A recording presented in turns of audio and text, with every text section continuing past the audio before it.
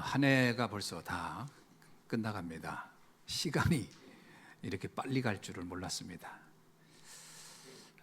2025년도 맞이할 때 참 많은 계획도 세웠고 또 많은 꿈도 꿨는데 돌이켜 보니까 얼마나 성취하고 얼마나 인도받았나 이런 생각을 해보니까 좀 아쉽기도 하고 또 한편으로는 좀 후회되는 것도 있고요. 또 한편으로는 이제 좀 내년에는 새로운 도전을 해야 되겠구나라는 다짐을 하는 시간이 되기도 합니다. 오늘 말씀은 그동안 에베소서를 우리가 계속 말씀을 이렇게 좀 살펴봤습니다. 그랬더니 오늘 2025년도 마지막 주에 또 이 에베소서의 마지막 말씀을 하게 된 것도 뭐 우연인지는 모르겠습니다만은 여기도 의도가 있지 않을까 하는 생각을 합니다. 그래서 오늘 제목을 제가 이렇게 읽으면서 어떤 말씀이 우리 마음에 박혔으면 좋을까 이런 생각을 하고 말씀을 봤어요. 그 중에 이 말씀 제목이 좀 우리 성도님들이 계속 이렇게 좀 생각했으면 좋겠다 싶은 게 뭐냐면 한번 따라합시다. 반드시 승리하는 성도의 싸움. 왜 싸움이란 말을 했을까? 우리의 삶 자체는 육신적으로도 물론 이렇게 갈등하는 것도 있을 수 있지만 영적으로 말하는 거거든요. 영적으로 말하면 흑암과의 사실은 싸움의 여정입니다. 말씀을 우리가 이렇게 볼 때 과거는 과거 문제 있죠. 우리의 한 사람 아담으로 인해서 우리에게 온 원죄 문제는 우리가 예수를 그리스도 믿을 때 사실은 끝난 거거든요. 믿을 때 사망을 생명으로 옮긴다 그랬거든요. 그래서 예수가 그리스도로 오셔서 이 문제를 해결했구나 라고 믿는 순간 우리의 죄는 사실은 이 죄는 윤리 도덕적 죄를 말하는 게 아니라 하나님 떠난 원죄를 말하는 거죠. 이거를 이제 오리지널 신이라고 해서 근원의 죄라고 합니다. 그래서 다윗도 그런 얘기했거든요. 내가 죄악 중에 태어났다. 이게 아르메니아에 가가지고 제가 선교하고 메시지 전할 때 우리가 죄악 중에 태어났습니다라고 했더니 이분들이 깜짝 놀라는 거예요. 왜냐하면 우리는 1000년 넘게 기독교 국가로서 신앙생활을 해왔는데 우리가 과연 그런 죄인으로 태어난 거라는 게 동의할 수 있겠나 이런 논쟁을 하더라고요. 자기 목사님들끼리 모여가지고. 그래서 그런 얘기를 했죠. 어떤 문화권에서 태어났느냐 해서 그 사람이 죄인이냐 아니냐 하는 게 아니고 인간은 원래 죄인으로 태어나서 그 문화권이 기독교라는 이 복음을 들을 수 있는 축복 속에 있다면 축복인 것이다. 그래서 이렇게 우리가 예수를 그리스도로 믿을 수 있는 확률이 훨씬 높지 않겠냐. 그러나 모슬렘이 태어났다. 그러면 이게 얼마나 확률이 낮겠냐. 물론 그 중에서도 특별히 구원받은 사람이 있겠지만 그런 의미에서 여러분은 어떤 상식적인 보편적인 의미에서 복받은 민족이지만 그러나 모든 사람이 다 예수가 그리스도로 고백하지는 않지 않겠냐. 그걸 여러분 해줘야 된다. 뭐 이런 얘기를 쭉 했더니 그때서 수긍을 하더라고요. 그러면서 이분이 이러더라고요. 우리가 대한민국 사람보다는 복받은 것 같다고. 그래서 왜 그러냐? 대한민국은 이제 불교 문화, 유교 문화라고 이들이 아예 알고 있으니까 거기 태어난 사람 중에 예수가 그리스도라고 이렇게 알고 그걸 배울 수 있는 확률이 있는 사람은 많지 않겠네요. 그러더라고요. 그래서 다행히도 우리나라는 교회가 많아서 들을 기회는 참 많다. 이 얘기를 좀 전해준 적이 있었습니다. 과거의 문제 있죠. 하나님 떠난 문제는 예수 그리스도가 내가 곧 길이요 진리요 생명이라 했어요. 나를 본 자는 아버지를 보았다. 나는 유일한 중보자다. 그런 얘기했어요. 그래서 예수 그리스도를 통해 우리는 원죄 문제는 끝난 겁니다. 또 하나 천국은요. 하나님의 자녀가 가는 나라거든요. 그래서 요한복음 1장 12절 말씀처럼 영접하는 자 그의 이름 믿는 자들에게는 하나님의 자녀가 되는 권세를 주셨다 그랬어요. 그래서 예수를 그리스도로 믿을 때에 신분이 바뀌는 겁니다. 고백을 할 때에 이 사람의 모든 신분이 바뀝니다. 그래서 이 자수라는 게 되게 중요하거든요. 자수, 입으로 고백하는 게 되게 중요합니다. 그 전향하지 않은 사람들이 뭐가 아는 거냐면 이걸 인정을 안 하는 거예요. 나는 대한민국의 국민으로 살겠다가 아니라 나는 끝까지 난 북한에 살겠다. 북한 가서 이게 전향하지 않았다고 하는 거거든요. 다른 게 아닙니다. 이 고백의 문제거든요. 그래서 우리가 예수를 그리스도 고백한다. 굉장한 겁니다. 옛날에 기독교인들이 초기에 왜 이렇게 박해를 받았죠? 나 예수 안 믿겠어라는 그 말 한마디만 하면 내가 살려주겠다 했는데 그걸 안 한 거예요. 왜죠? 그들은 알고 있었던 거예요. 내가 배교라는 것도 말로 하는 거고 신앙도 말로 하는 거예요. 그래서 배교가 그냥 단순히 속으로는 믿는데 말로 이렇게 한다.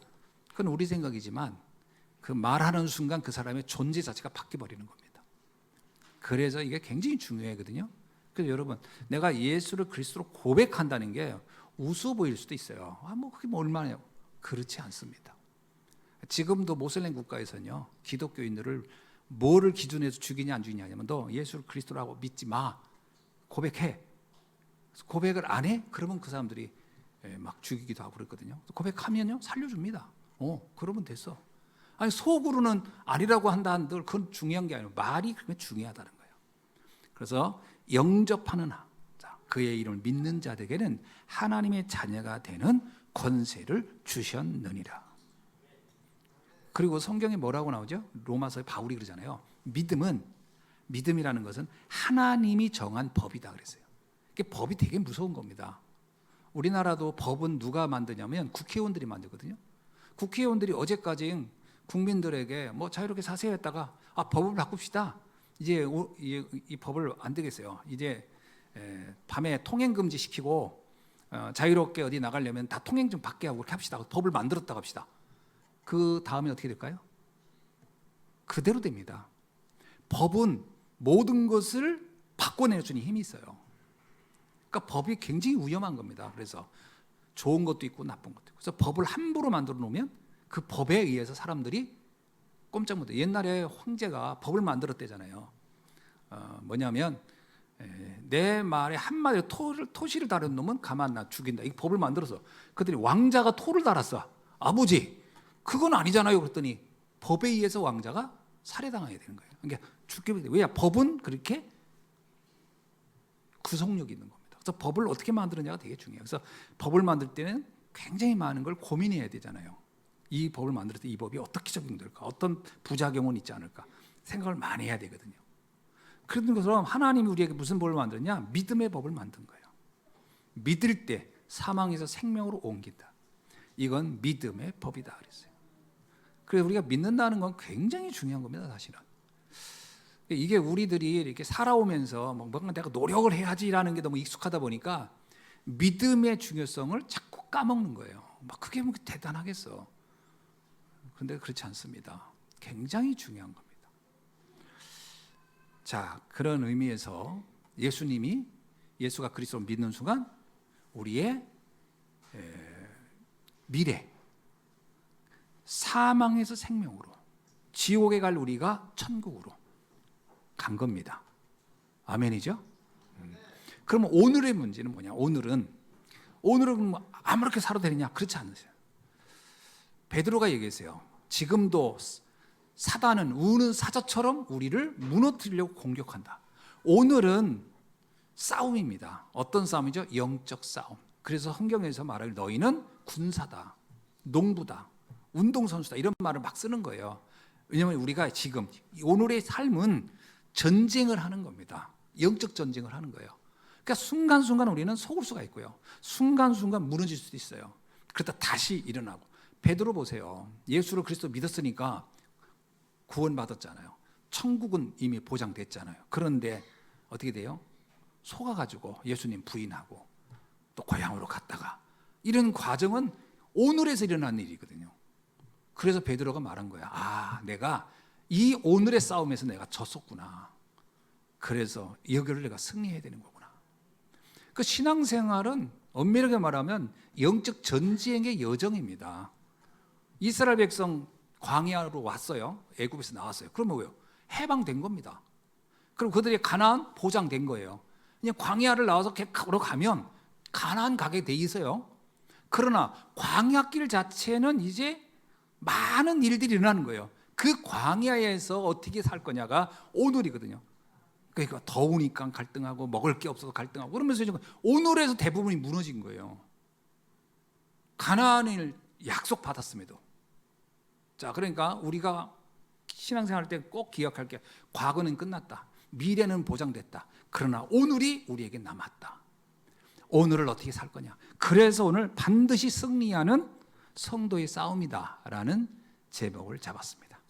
근데 오늘을 사는데 우리가 막 실패하면 되냐? 아니죠. 승리하는 방법이 있다라는 거예요.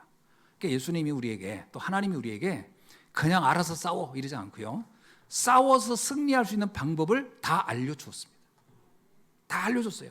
그러니까 제자들을 2명씩 보낼 때 야, 나가거든 어떻게 해야 돼? 다 알려줬어요. 그랬더니 제자들이 나가서 오, 예수님의 이름으로 그냥 복음만 전했더니 막 귀신이 꺾이고 막 그러네요. 어마어마한 일이야. 그때 예수님이 뭐야? 당연한 거 아니냐? 내가 그거 알려줬지 않냐? 귀신을 꺾는 방법을 그거 사용하면 되는 건데 뭐 그걸 뭐 다 그걸 뭐 충격받고 오냐? 네 이름이 하늘에 기록된 것으로 감사하라. 뭐 이렇게 알려주는 장면들이 있잖아요. 우리에겐 승리하는 방법도 이미 알려줬다. 근데 성도들이 어떠냐? 이 승리하는 방법을 사용을 안 해요. 안 하고 무슨 방법을 쓰죠? 자기가 생각할 때 이렇게 하면 되겠지. 그 방법을 쓰는 게 문제예요. 그러니까 자꾸 성경적인 걸 쓰는 게 아니라 인간적인 걸 쓰는 거예요. 인생 문제가 막 오잖아요. 그러면 성경을 말해요. 기도 속으로 들어가라고 말하거든요. 기도 속으로 안 들어가고요. 막 자꾸 이 사람 저 사람 전화해가지고 이거 어떻게 하면 돼. 인간적인 방법만 계속 쓰는 거예요. 그러니까 오늘에서 삶이 계속 무너지는 거예요. 왜? 여러분 생각해 보세요. 승리하는 무기가 따로 줬는데 이 무기를 안 쓰고 아니 적군이 지금 막 활 들고 막 그리고 오는데 새총 들고 나가 싸우면서 이 전쟁 이길 거라고 생각하면 되겠어요? 그죠? 상대는 지금 막 조총 들고 오고 우리나라 왜 저기 그 임진왜란 때 그렇게 파죽지세로 무너졌냐? 일본은 초총 들고 왔는데 우리는 뭐 들고 갔어요?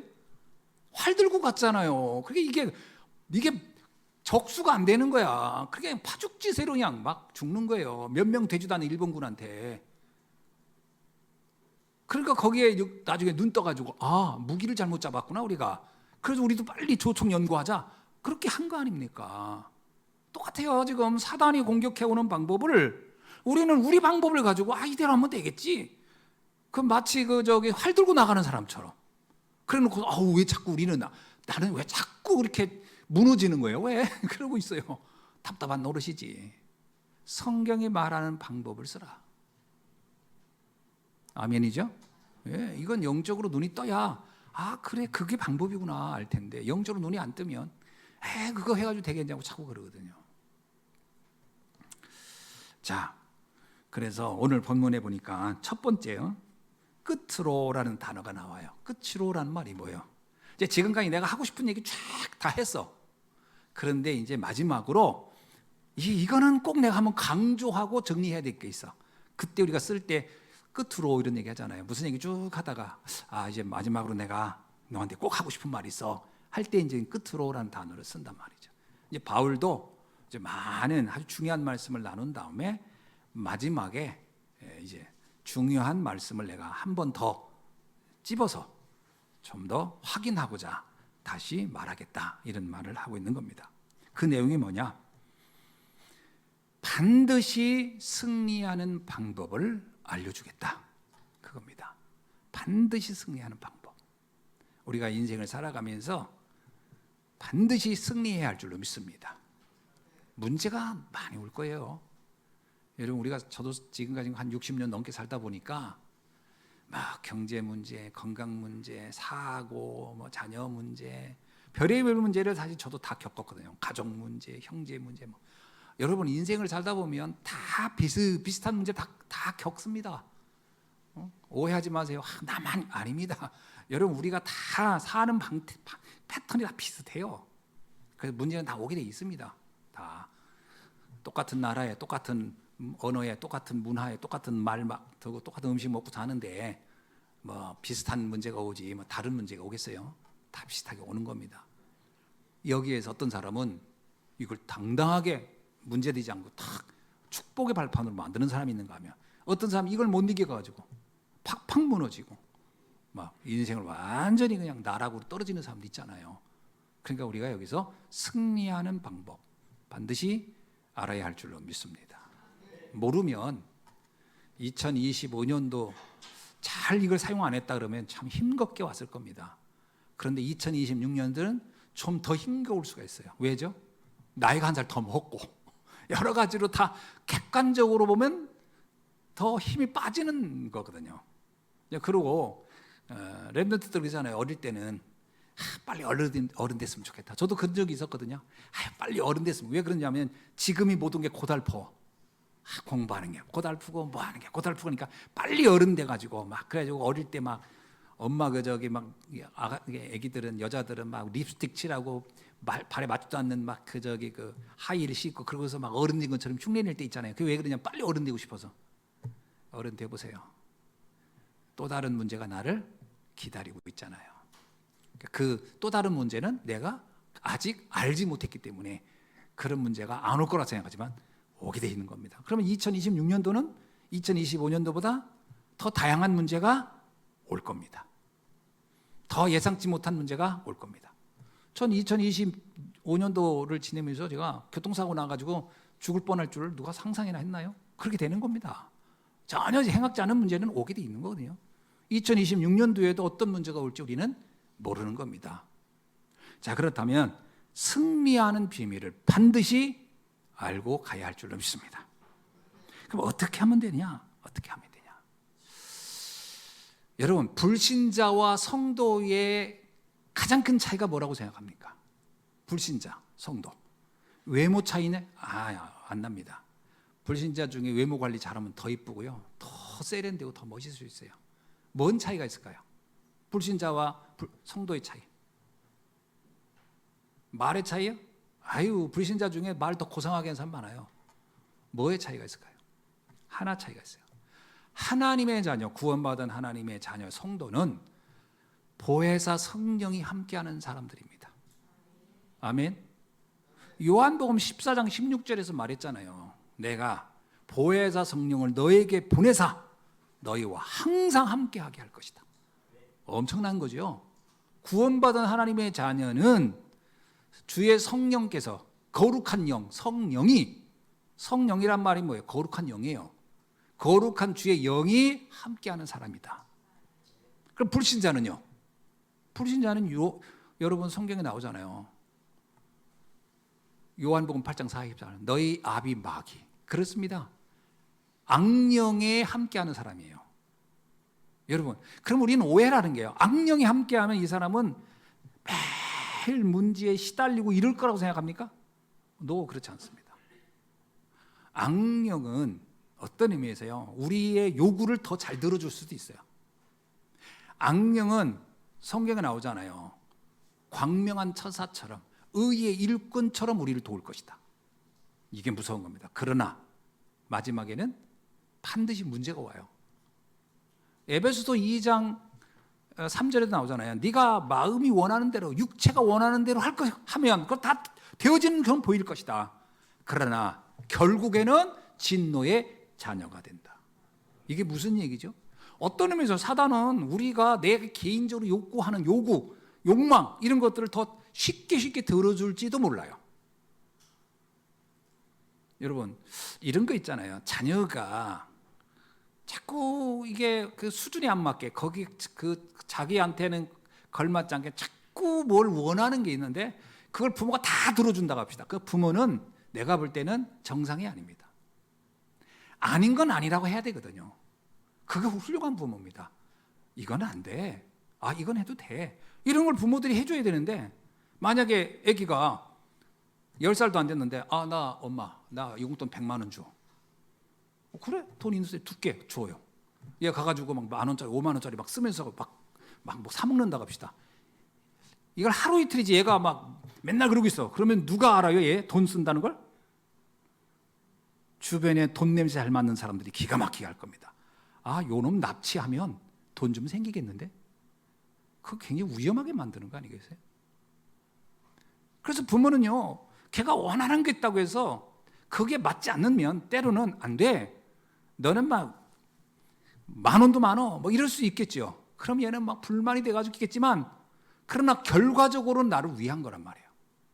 그래서 하나님은 우리가 내가 원하는 걸 주는 게 아니라 내게 유익한 걸 주시려고 하는 거고, 사단은 내게 유익한 걸 주는 게 아니에요. 내가 원하는 걸 주는 거예요. 그럼 어떤 게 훨씬 유혹적일까요? 여기서 착각하는 거예요. 그래서 많은 사람들이 오해를 하는 거예요. 뭐 믿어봐야 뭐 돈이 돼, 뭐가 돼. 여러분, 돈이 되지 않아야 될 때가 있는 겁니다. 인생이 뭔지를 모르고 사는 거예요, 지금. 우리가 원하는 거 되면 그게 복일 거라고 생각해요. 원하는 거 되는 날이 어떤 의미에서는 재앙의 또 다른 시작입니다. 내가 원하는 게 되는 게 아니에요. 하나님이 원하는 게 돼야지. 하나님이 되게 원하는 게 돼야지. 이게 엄청난 차이인데 이걸 잘 구분을 못 하더라고요. 그래가지고 내 마음대로 안 된다고 낙심하고 우울하고, 하나님 하늘에서 볼 때는 이럴 거예요. 하나님이 볼 때는 참 그건 내가 들어주고 싶어도 못 들어주겠다. 너 인생 망할까 봐. 그러지 않겠어요?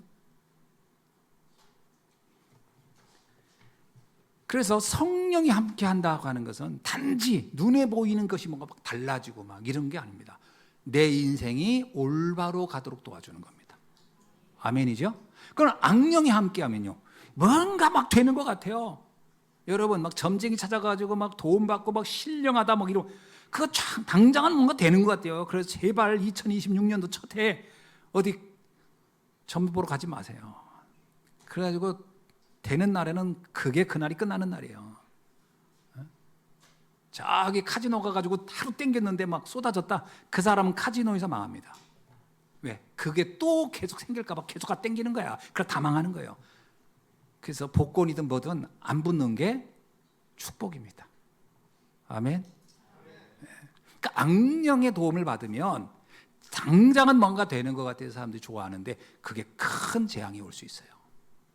그래서 하나님의 자녀와 불신자의 차이가 뭐냐? 성령이 함께하느냐, 악령이 함께하느냐.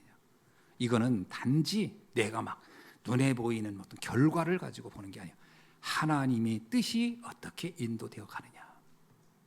자, 오늘 우리는 요한 에베소서 1장부터 그 5장까지를 간단하게 한번 정리해보고, 1장이 뭘 얘기하냐면 구원의 능력에 관한 얘기입니다.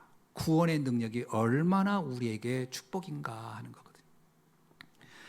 에베소서 1장 3절은 신령한 복이 너에게 임했다 그래요.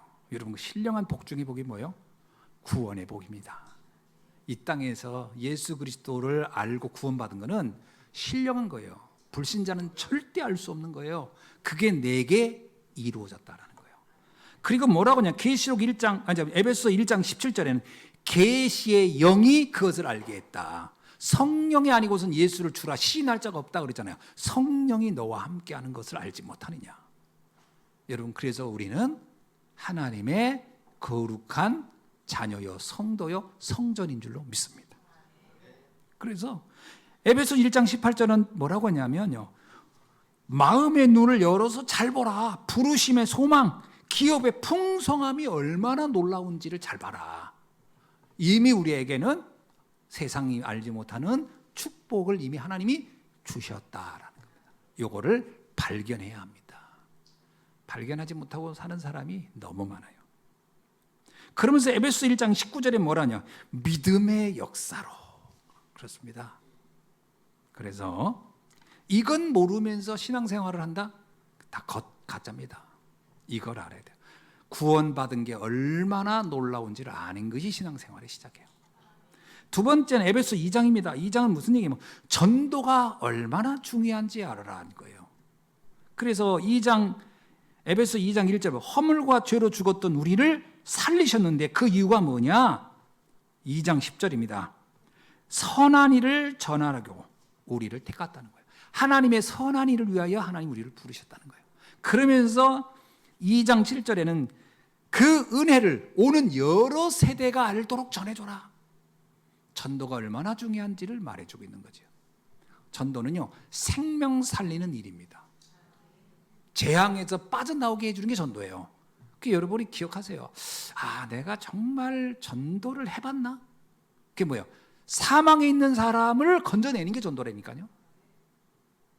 그 다음에 에베소 3장은 선교가 무엇인가를 말해주는 거예요. 선교를 사람들이 또 오해를 해요. 선교는 뭐냐면 에베소 3장 1절에 바울이 말합니다. 하나님은 나를 이방인을 위하여 복음 전하라고 나를 불렀고 그것 때문에 나는 갇히기까지 했다. 그러니까 선교는 뭐다? 내가 갇히는 정도의 희생을 해도 반드시 해야 될 일이다. 이게 선교다. 이런 얘기를 한 겁니다.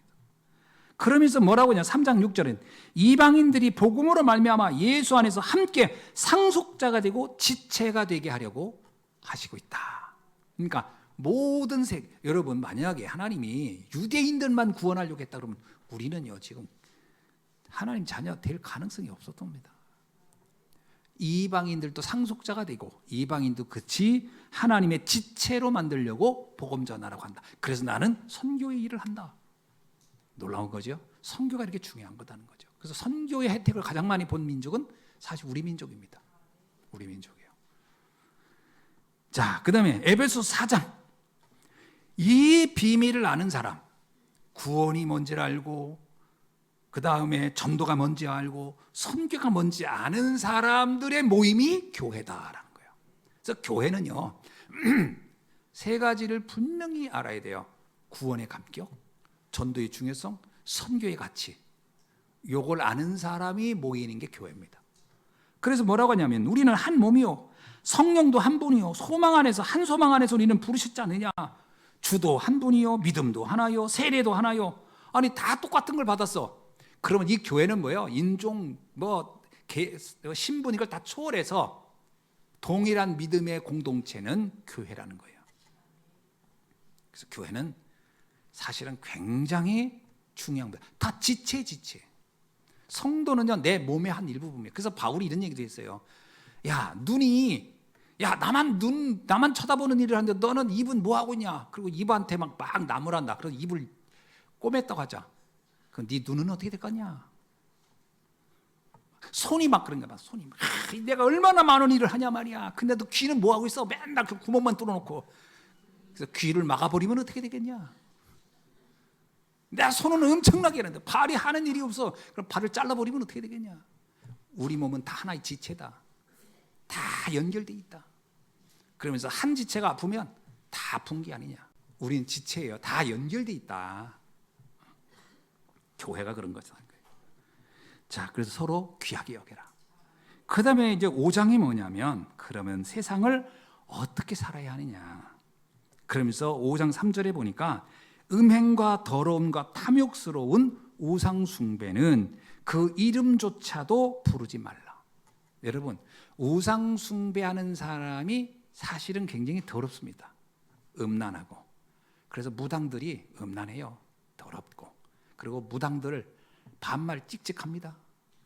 전 무당이 공손하게 이렇게 예의 갖추고 말하는 사람인데 못 들어봤어요.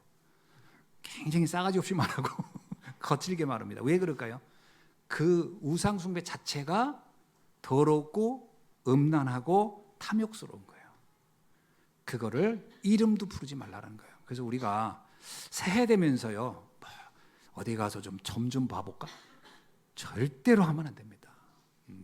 점이란 말도 꺼내면 안 돼요. 아셨죠? 우상숭배 하지만 안 된다. 그러면서 헛된 말에 속지 말고 열매 없는 어둠에 속지 말아라. 참여하지 말아라. 그러면서 세월을 아껴라. 세월이 얼마나 소중하냐. 그러면서 뭐라고 하냐면 오직 성령 충만 받아라. 이게 에베소 5장에 쭉 나오는 이야기들이에요. 우리가 어떻게 살아야 하는가. 자, 그러면서 우리가 오늘 이제 6장으로 넘어갑니다. 자, 6장 이제 마무리를 하면서 가장 강조하는 게 뭐냐면 사단에게 속지 말라란 말이에요. 이게 바울이 마지막으로 강조하고 싶었던 이야기예요. 사단에게 속지 말아라. 왜냐? 요한복음 8장 44절은요. 사단은 뭐라 그랬죠? 거짓말의 아비라고 그랬어요. 속이는 자예요. 사단은 핵심이 속이는 자예요. 여러분 아담과 하와를 속였잖아요. 막 선악과가 탐스럽게 보이고 먹음직스럽게 보이고 그게 속인 거란 말이에요. 그래서 다 무너뜨린 거란 말이에요. 그래서 사울왕도 사단에게 속아서 무너진 거예요. 속지 않아야 된다는 거예요. 여러분, 예수님도 사단이 공격했어요. 40일 금식 기도했을 때 사단이 와서 어떻게 속였죠? 사단은 속이는 겁니다. 막 공격하고 협박한다기보다는 가장 처음 도전은 속이는 식으로 와요. 뭐냐? 이 떡 먹어봐라. 내가 도루로 떡을 육신적인 욕구를 충족시켜주는 쪽으로, 막 육신적으로. 우리가 육신적으로 뭔가 막 채워준다. 그거 굉장히 위험한 겁니다. 원래 그 사기치는 사람들 내가 사기당하는 사람 많이 봤거든요. 그 무슨 파이낸스 어쩌고 하면서 사기당하고 뭐 하면서 막. 근데 이 사기치는 사람들한테 사기당하는 사람이 공통점이 있어요. 처음에요, 이자를 상상 이상으로 막 줘요. 막 100만 원 놓으면 막 한 달이 안 됐는데 막 20만 원씩 주고 막 10만 원씩 주고. 그런 데가 없거든요. 사실 있을 수가 없는 거. 그러면 이게 이제 한 6개월 그렇게 한단 말이에요. 그러면 이제 이거를 내가 1억 넣으면 얼마를 받을까? 이거 10억 넣으면, 그래가지고 막 여기저기 돈 다 땡겨가지고 막 1억이고 10억이고 넣어요. 그 사람 얼마 사라져. 그 돈을 받고 싶어서 그 지금까지 한 거야. 육신의 욕망을 채워주고 마지막에 싹 걷어가는 거예요. 그래서 당한 사람들 많이 봤어요. 자, 그래서 속지 말라는 거예요. 육신적인 거 속지 말라는 거예요. 그 다음에 명예심. 막 명예심을 축해 세웁니다. 뭐 자리를 막 얘기하고 막. 그 예수님한테 성전 꼭대기에 세워놓고 막 명예심을 주는 거예요. 떨어질 때 우리가 막 받쳐주고 막, 그럼 당신 대단한 사람 되지 않겠냐. 유혹입니다. 자꾸 뭔가 막 나를 막 높여주고 그러면 그 굉장히 위험해요. 높여주면 되게 좋아하거든요. 그게 한순간에 무너지는 현장입니다. 그래서 예수님도 얘기하세요. 상석에 앉으려고 하지 마라. 자, 말석에 앉아라 차라리. 그게 네가 오래가는 길이다. 명예심 되게 위험한 유혹입니다. 그 다음에 뭐가 있죠? 섬김의 대상을 바꾸라는 거예요. 네가 섬김의 대상을 바꾸면 네가 원하는 거 다 해줄게. 그게 사단이 공격했던 유혹이에요. 이게 우리에게는 어떻겠어요? 예수님도 공격한 사단이 우리를 공격하면 우리는 어떡하겠어요? 생각해 보세요. 너 그렇게 육신 노곤하지? 육신적인 거 막 줄게. 너 그렇게 명예 좋아하지? 명예 막 줄게. 너 그렇게 막 네가 원하는 거 뭐든지 수단 방법 안 가리고 다 하고 싶지? 그거 내가 해줄게. 나중에 어떻게 되겠어요? 조심해야 됩니다. 그러면서 사단은 11절에 말합니다. 간괴한 능히 대적. 그러니까 사단의 간괴, 사단의 전략이 있다라는 거예요. 사단의 전략을 그 사단이 쓰는 그 도구를, 방식을 잘 알아야 돼요. 어떻게 한다? 아까도 얘기했지만 광명한 천사처럼 의의 일꾼처럼. 고린도후서 11장 14절 15절입니다. 그래서 사람들이 쉽게 넘어가는 거예요. 그럴듯하거든요. 먹음직스럽고 보암직스럽고 지혜롭게 할 만큼 탐스럽게 보이기 때문에 속는 겁니다. 그래서 뭐든지 당장 유익이 되는 거 조심해야 돼요. 잘 봐야 돼. 이게 하나님 원하는 건가? 하나님 정말 계획인가? 이거 보셔야 돼요. 그래서 뭐라고 하냐? 너는 하나님의 전신갑주를 입어라. 입으셔야 됩니다. 하나님의 전신갑주. 다시 말하면 하나님이 우리에게 주신 것들로 너를 무장하라는 거예요. 자, 그러면 어떤 거로 무장해야 되냐? 12절에 볼게요. 사단의 공격 방법이 나와요. 이거 아셔야 됩니다. 사단은 혈과 육과 상대하도록 우리를 속인다는 거예요.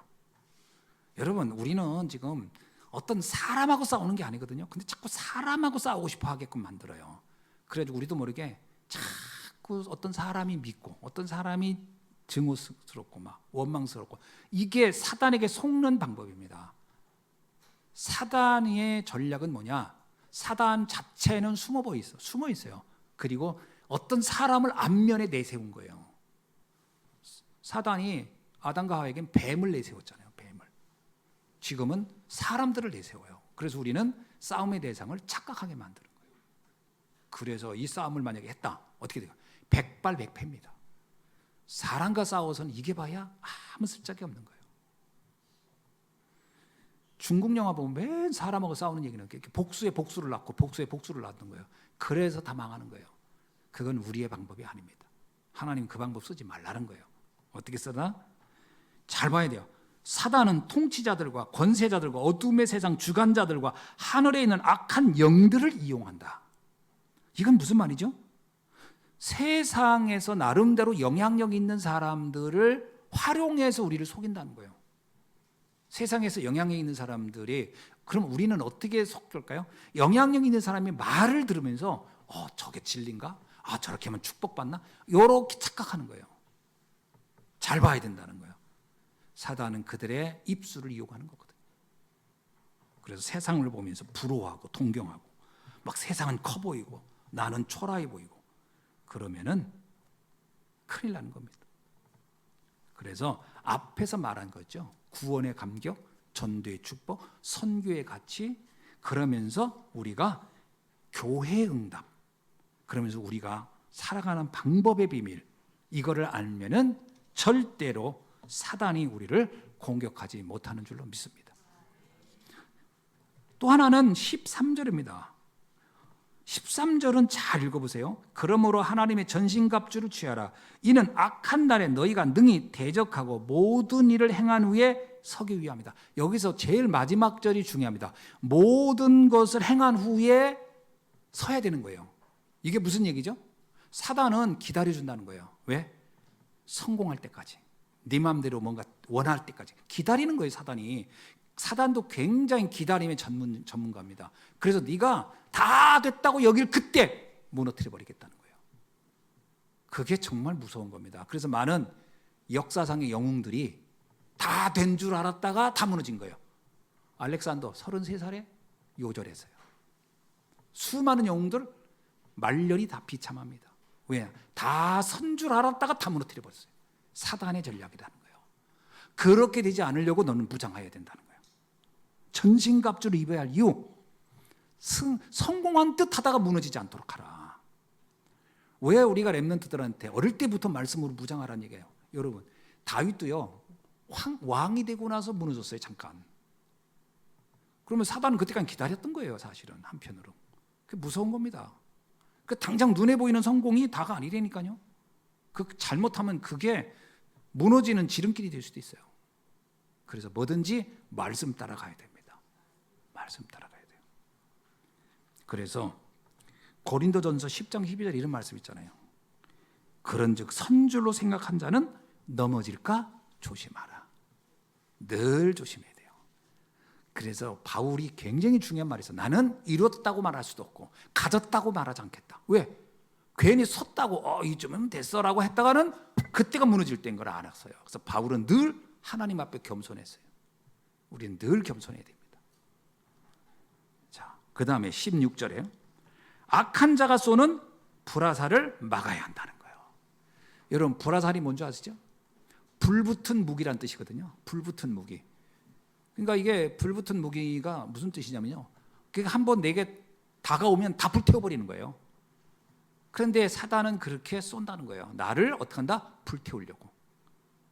그래서 이 불화살이 언제 날아오느냐? 내가 불신앙할 때. 그래서 불신앙은요 굉장히 무서운, 마치 이 산불처럼 번지는 능력이 있어요.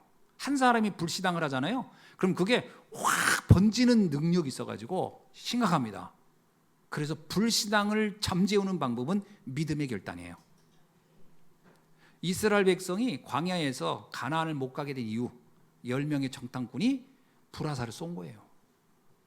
그 화살이 전 백성, 수백만의 백성들의 가슴을 다 불태워버린 거예요. 그래서 그들은 가지 말자고 한 거예요. 이게 무서운 겁니다. 이 불신앙은 전염병처럼 확 번지는 능력이 있어요. 그래서 우리는 절대 불신앙 얘기를 하면 안 돼요. 특히 아이들에게 불화살을 쏘는 부모가 있어요. 그것도 하루도 쉬지 않고. 큰일 납니다. 그 아이의 영혼은 다 불타버려요. 아무것도 남는 게 없어요. 죄밖에 없어요. 그럴 수 있습니다. 계속 불신앙을, 교회 불신앙하고 목회자 불신앙하고 뭘 불신앙하고 막 그러면 애는요 영적으로 다 불타버려요. 믿음의 화살을 쏘아야 돼요. 그래서 믿음의 고백을 해라. 여러분, 설사 안 믿어져도 말은 믿음의 고백을 해야 돼요. 축복의 말을 하라. 아멘? 네. 이거 앞으로 크게 될 놈이야 이거. 그러니까 성공해도 보통 성공할 놈이 아니야 이거. 막 이러면서 축복의 말을 막 해주셔야 돼요. 잘못하면 우리도 모르게 인생을 불태워버립니다. 자, 지금부터 영적으로 무장할 것이 있어요.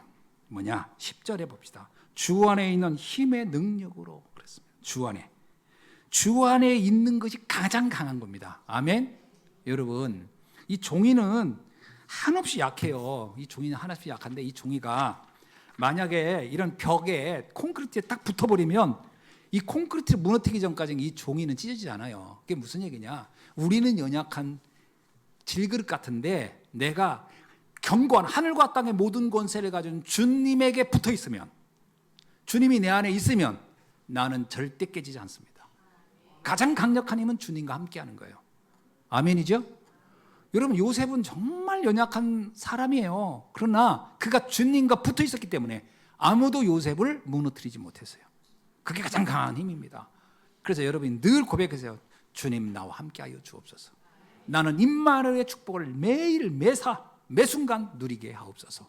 주님과 함께하는 게 가장 강한 것이다. 자, 그 얘기를 좀 하는 거예요. 무장은 이렇게 하는 거다.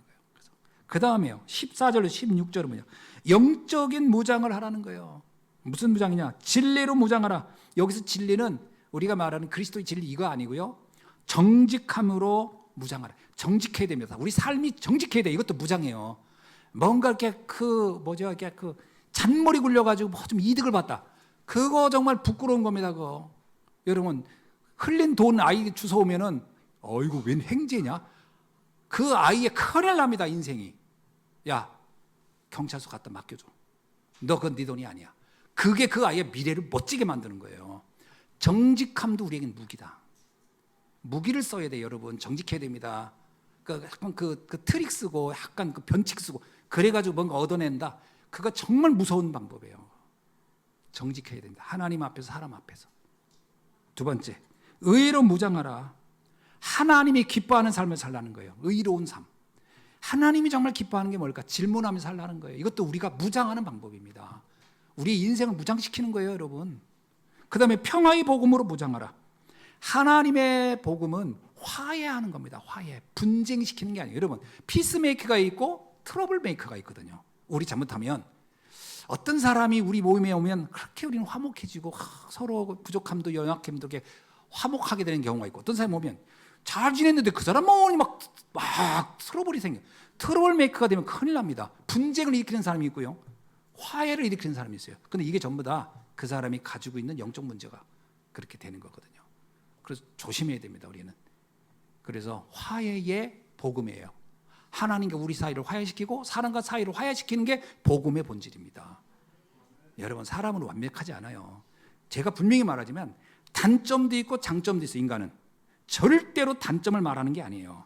그 사람의 장점을 강조해서 장점이 강화되면 단점이 약해지는 거예요.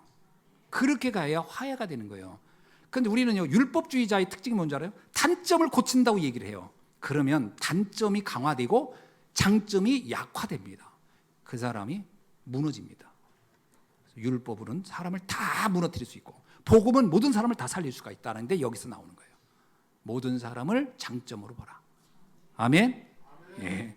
자, 그 다음에요, 믿음의 방패로 무장하라. 여러분, 언제나 나는 구원받은 하나님의 자녀다는 믿음이 명확해야 돼요. 자, 그럼 17절에 뭐라고 얘기합니까? 그러면서 공격하는 무기가 있어야 된다는 거예요. 사실 방어만 하면 안 되잖아요. 공격하는 무기는 뭐다? 하나님의 말씀이라는 거예요. 사단이 예수님을 유혹할 때 예수님이 뭐로 물리쳤냐? 하나님의 말씀으로 물리쳤어요. 사단아 물러가라 그러면서 하나님의 말씀을 가지고 사단을 물리쳤어요. 그래서 여러분이 내 영혼 속에, 내 마음 속에 하나님의 말씀이 각인된 게 있어야 돼요. 저는 저의 인생을 움직인 말씀 중에 로마서 8장 28절을 전 잊을 수가 없어요. 하나님을 사랑하는 자 그 뜻대로 부르심을 입은 자들 모든 것이 합력하여 선을 이루느니라. 그래, 어떤 문제가 와도요, 이 말씀 딱 떠오르면 걸려들지 않아요. 왜? 모든 게 합력하여 선하게 될 거니까. 전 그걸 전 잡았어요. 그래가지고 제가 이 말씀을 그냥 제 인생의 그냥 그 가운처럼 붙잡고 있어요. 그 다음에 또 하나 있어요. 그 악한 데 미련하고 선한 데 지혜로 하라. 이런 것도 말씀이 내 안에 들어와 있습니다. 그러니까 우리가 말씀을 붙잡을 때 말씀 무기가 돼야 돼요. 무기가 돼야 돼요. 무기는 늘 내 손에 들고 있는 겁니다. 군인이 총을 갖다가 저기 뒷간에다 놓고 그냥 돌아다닌다. 그 큰일 납니다. 영창 갑니다. 군인은요, 화장실에 가도 총을 늘 메고 가는 거예요. 무기는 내 몸에 늘 지니는 거예요. 지니는 거. 하나님의 말씀을 늘 붙잡아라. 아멘이죠? 예, 무기입니다. 이 무기가 있어야 돼요. 그래서 2026년도에 우리가 그랬잖아. 여호와의 말씀을 대언하라 그랬잖아요. 그게 표어입니다. 그 뭐냐? 내가 붙잡은 말씀이 있어야 이 가지고 싸우는 거예요. 그래서 여러분 막 밤에 악몽 시달리는 사람들도 기도하세요. 말씀으로. 악하고 더러운 귀신은 주 예수 이름 명령이 떠나갈지어다. 그게 말씀이 힘이 있습니다. 그래서 아까 했잖아요. 우리 그 기도했죠, 권사님. 히브리서 4장 12절에 말씀은 살아있고 운동력이 있어서 우리의 관절과 골수를 쪼개기까지 간다고 해서 말씀은 엄청난 검이에요. 칼. 그래서 무기는요, 말씀의 무기를 가지고 있어요. 성도들이 이상하게 말씀의 무기가 없고요, 사람들은 말을 붙잡고 있어요. 그거는요, 지푸라기 붙잡고 싸우는 사람은 똑같아요. 아무 힘이 없는 거예요. 하나님의 말씀만 검이 되는 겁니다. 아멘이죠? 예, 제발 말씀 붙잡으세요. 제발. 제가 부탁합니다. 그 다음에 18절입니다. 무시로 성령 안에서 기도하라. 이것도 무기입니다. 기도하세요. 모든 걸 기도로 바꾸세요. 여러분 뭔가 해결하고 싶습니까? 기도하세요. 막 분노가 일어나요. 하나님, 내가 하나님 자녀가 지금 분노하고 승질내고 있습니다. 해보세요. 걔. 그럼 어느 날 알 겁니다. 갑자기 승질내다 말고 내가 미쳤구나 이러고 있지. 하나님이 응답을 주실 거예요. 그래서 무시로 기도하라. 굉장히 중요한 무기입니다. 자, 말씀을 맺습니다. 절대를 잊지 마세요. 성령님은 나와 함께합니다. 성령 내조. 영접하는 날, 구원받은 그날 하나님의 영이 나와 함께한다. 두 번째, 성령의 인도. 하나님은요, 말씀을 가지고 내가 정말 가야 할 길을 안내. 그래서 성령 인도 잘 받는 사람이 특징이 있어요. 예배를 굉장히 소중하게 여깁니다. 성령 인도 잘 받는 사람이 특징이 있어요. 예배 시간이 너무 행복한 거예요. 그 사람은 성령 인도를 잘 받는 거예요. 그 다음에 성령 충만. 성령 충만은 뭐냐면요, 모든 것을 기도로 바꿀 수 있는 능력인 겁니다. 어떤 일이 있어도 하나님, 이 일에 하나님 뜻이 뭘까요? 이렇게 기도할 수 있는, 이 사람은 성령 충만한 사람이에요.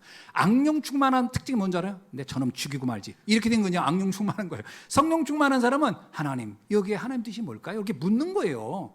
그냥 묻기만 해보세요. 물을 때 하나님은 답을 주십니다. 이렇게 잡으냐? 네 꼬라지나 잘 봐라. 그러면서 응답은 바로 주십니다. 그렇게 해야 내 인생이 달라지는 거예요. 기도하겠습니다. 하나님 감사합니다. 반드시 승리하는 성도의 싸움, 오늘 마지막 에베소서 6장을 살펴보면서 은혜 받게 하시니 감사합니다. 오늘 이 말씀을 붙잡고 날마다 승리하는 우리 예수한교회 성도님들이 되게 하옵소서. 주 예수 그리스도의 이름으로 기도하옵나이다. 아멘.